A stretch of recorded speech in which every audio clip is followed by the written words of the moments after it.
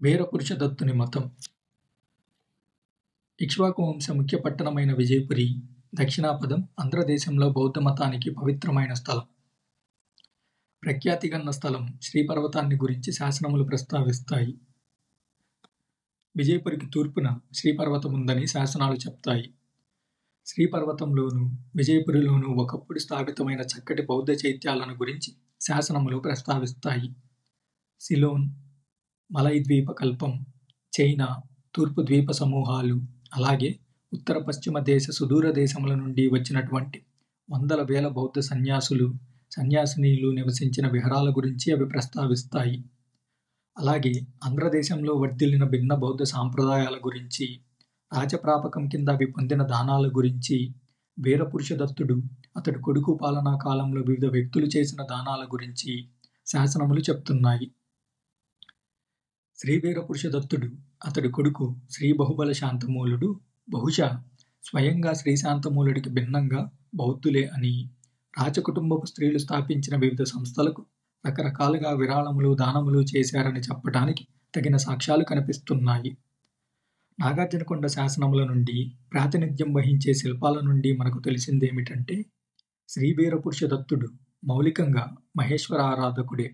తన తండ్రిలాగా గట్టిగా వైదిక బ్రాహ్మణ మతాన్ని పాటించిన వాడే.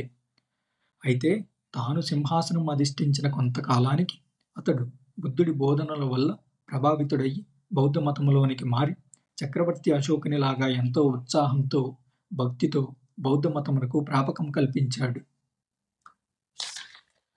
ఆ పవిత్ర స్థలాన్ని సందర్శించటానికి సుదూర దేశాల నుండి వచ్చే బౌద్ధ భిక్షువులు, సన్యాసినీల నివాస ఉపయోగం కోసం బౌద్ధ మహావిహారాలను, చైత్య గృహాలను, చతుష్మాలలను, మండపాలను, మరెన్నో భవనాలను నిర్మించినట్లు శాసనాలు చెప్తాయి. మహాచైత్యాన్ని పునర్నిర్మించి సమర్పణ చేసినది రాజకుటుంబపు మహిళ. ఆమె శ్రీ వీరపురుషదత్తుని మేనత్త. బహుశా వీరపురుషదత్తుడు బౌద్ధ మతావలంబి అవ్వటానికి ఆమె కారణం అయ్యి ఉండవచ్చు.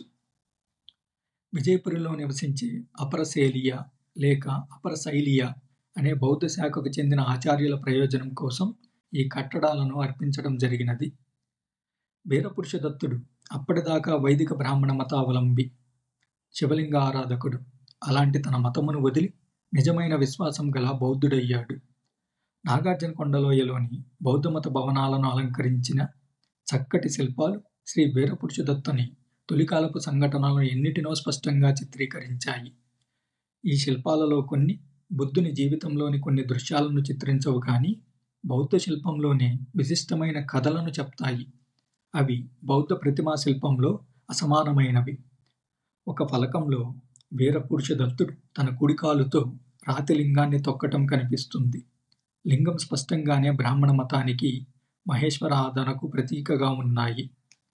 తన మంత్రులు, మిగిలిన ఉన్నత పదవుల వారు ఉపస్థితులై ఉండగా రాజు బ్రాహ్మణ మతమును ఖండించాడు.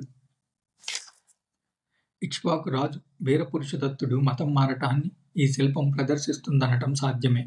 ఉత్తరంలో సుమారుగా 4 శతాబ్దాలు గడిచాక బౌద్ధాన్ని పునరుద్ధరించి వ్యాపింపచేసిన మహాచక్రవర్తి అశోకుడి దక్షిణ దేశ ప్రతిరూపంగా శ్రీ వీరపురుషదత్తుడు కనిపిస్తాడు.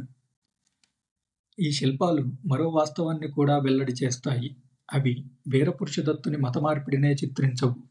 కొత్తగా మతం మారిన వ్యక్తికి మతాభినివేశం, మూఢభక్తి, అతడికి బ్రాహ్మణ మతం పట్ల ఉన్న అసహనాన్ని కూడా వ్యక్తపరుస్తాయి.